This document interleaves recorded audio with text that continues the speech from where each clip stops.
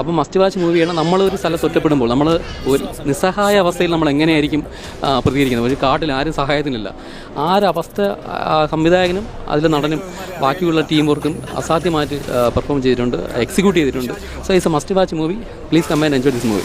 മെസ്സേജാണ് തീർച്ചയായും. കാരണം നമ്മൾ വിശ്വസിച്ചൊന്നും പോകാതെ നമുക്ക് ഒരു വിഷയത്തെക്കുറിച്ച് വലിയ ക്ലാരിറ്റി ഒന്നുമില്ലാത്ത സ്ഥലത്ത് നമ്മൾ എത്തിപ്പെട്ടാൽ എന്തൊക്കെ സംഭവിക്കുന്നു എന്നതിനുള്ള ഒരു വലിയ മെസ്സേജാണ്. കാരണം നമുക്ക് രക്ഷപ്പെടാൻ ഒരു ചാൻസും ഇല്ല. എന്ത് സംഭവിക്കാം. മരണം തന്നെയാണ് അവിടുത്തെ ഏറ്റവും വലിയ ഒരു വിഷയം. അപ്പോൾ നമുക്ക് ജീവിച്ചിരിക്കുമ്പോഴാണ് നമുക്ക് എല്ലാം ഉള്ളത്.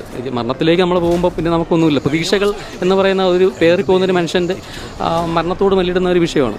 അപ്പോൾ അതുകൊണ്ട് ഈ സിനിമ ഓരോ മനുഷ്യനും നമ്മൾ തിരഞ്ഞെടുക്കുന്ന വഴികൾ നല്ലതാവണമെന്നുള്ളത് കൂടെയാണ് ഈ സിനിമ. സോ അത് നമ്മളൊരിക്കലും ആഗ്രഹിക്കാൻ നമ്മൾ എത്തിപ്പെടാനാവാത്ത വഴികളിലേക്ക് ഒരിക്കലും പോകല്ല എന്നുള്ള മെസ്സേജാണ് ഈ സിനിമ തരുന്നത്.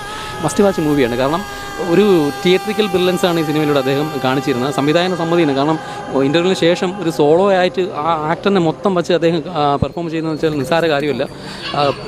പാളിപ്പോവാം, പതറിപ്പോവാം. പക്ഷേ അവിടെ എല്ലാം ആ സംവിധായകൻ മികച്ച രീതിയിൽ തന്നെയാണ് അത് എക്സിക്യൂട്ട് ചെയ്തത്. So it's A great movie.